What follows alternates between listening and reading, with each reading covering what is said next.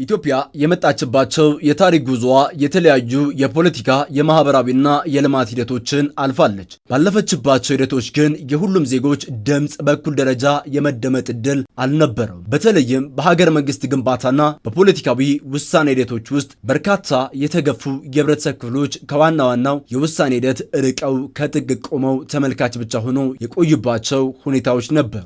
ይህ የተሳትፎ ክፍተት በዜጎችና በመንግስታዊ ተቋማት መካከል የፖለቲካ አለመተማመንን፣ የመገለል ስሜትና በሀገራዊ ጉዳዮች ላይ የጋራ ባለቤትነት እንዳይፈጠር የሚያደርጉ ሁኔታዎችን ፈጥረው ቆይተዋል። ይህንን የዘመናት የኢትዮጵያ ጉዞ የቀየረው ሀገራዊ ምክክር ሆኗል። ሂደቱ ከተመልካችነት ወደ ተሳታፊነት፣ ከመገለል ወደ ጋራ ባለቤትነት የሚወስድ የፖለቲካ ባህል ለውጥ አካል ሆኗል። አሁን ያለንበት አካባቢ ላይ የመንጀሆ ማህበረሰብ ምክክር ኮሚሽኑ በመነጽር አይቶ ያለንበት አካባቢ ላይ ደርሶ መሳተፍ አለባቸው በሚል ከቀበሌም ጀምሮ ነው ተሳትፏችን።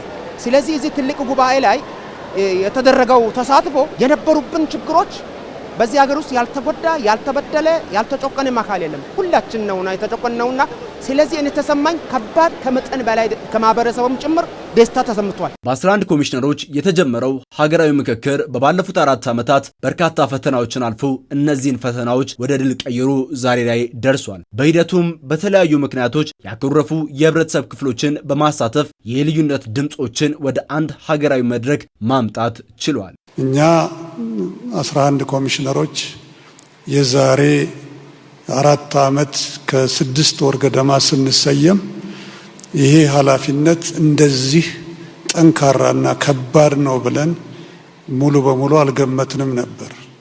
የገመትነው ነገር ቢኖር ይሄ ኃላፊነት ተሰጥቶናል፣ ይሄ ክብር ተሰጥቶናል። ስለዚህ ወገኖቻችንን ከየወረዳዎቹ ጀምሮ እስከ ክልልና ፌደራል ተቋማት ድረስ ደርሰን ወገኖቻችንን አሰባስበን ኢትዮጵያን የሚያስቀጥሉ ወገኖቻችን አርብቶ አደሮች፣ አርሶ አደሮች፣ የተገፉ የማህበረሰብ ክፍሎች ከዚያ ሳንል ሁላቸውም ኢትዮጵያን ማህል አድርገው ከተወያዩ አንድ ነገር ላይ ግን እንደሚደርሱ ተማምነን ነበር። ያም ተሳክቶልናል። አይመክሩም፣ አይግባቡም የሚሉ ጥርጣሬዎችን በተግባር ያሸነፉት የምክክር ጉባኤተኞች በ46 ቀናት የውይይት ሂደት የራሳቸውን ታሪክ ጽፈዋል። 4000 ተሳታፊዎች በተለያዩ አጀንዳዎች ላይ ሀሳባቸውን በነጻነት አቅርበዋል። ልዩነቶችን አንስተዋል። ተቃራኒ አመለካከቶችን ሰምተዋል። በመከራከርም የጋራ መግባቢያ ለመፍጠር ተጉዘው ድል አድርገዋል። አሁን ማይሙት 30 ቀን 4000 ይቆያሉ የሚል ጥያቄ ነበር። አይሰለቹም? አይደክማቸውም? ቶሎ ብለው ወደ አካባቢያቸው አይመለሱም? ምክንያቱም አሁን የዘር ጊዜ ነው፣ የአዝመራ ጊዜ ነው፣ ክረምት ጊዜ ነው። ለአርብቶ አደሩም ለአርሶ አደሩም የሥራ ጊዜ ነው እና ማይሙት እነኝን 4000 ሰው በኢትዮጵያ ታሪክ ለመጀመሪያ ጊዜ እንደዚህ ኮንቴን አድርገን እንቆያለን የሚለው ትልቅ ጥያቄ ነበር። ይህንን ነው ድል የመታ ነው። አሁን ላይ ሁሉም ዜጎች የሀገር ግንባታ ሂደትን በተሳትፏቸው አረጋግጠዋል። ልዩ ልዩ ሀሳቦች ተንጸባርቀዋል። የእይታ ልዩነቶች ተገልጸዋል።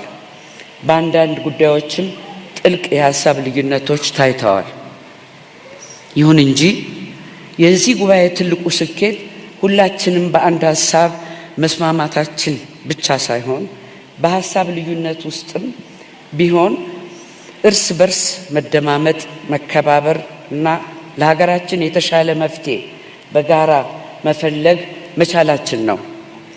እነዚህን አጀንዳዎች መነሻ በማድረግ ኢትዮጵያን አሁን ካለችበት ፈተና አውጥተው ወደ ተሻለና አዲስ ምዕራፍ የሚያሻግሩ እጅግ የላቁና ጠቃሚ ምክር ሀሳቦች መፍለቅ ችለዋል። በምክክር መድረኩ ኢትዮጵያውያን ለዘመናት የቆዩ አለመግባባቶችን በኃይልና በግጭት ለመፍታት ከመሞከር ይልቅ በውይይት በመደማመጥና በመግባባት መፍትሄ ለመፈለግ ያላቸውን ቁርጠኝነት በጉባኤው ላይ በግልጽ አሳይተዋል። ከተነጋገርን ችግሮቻችን እንፈታለን።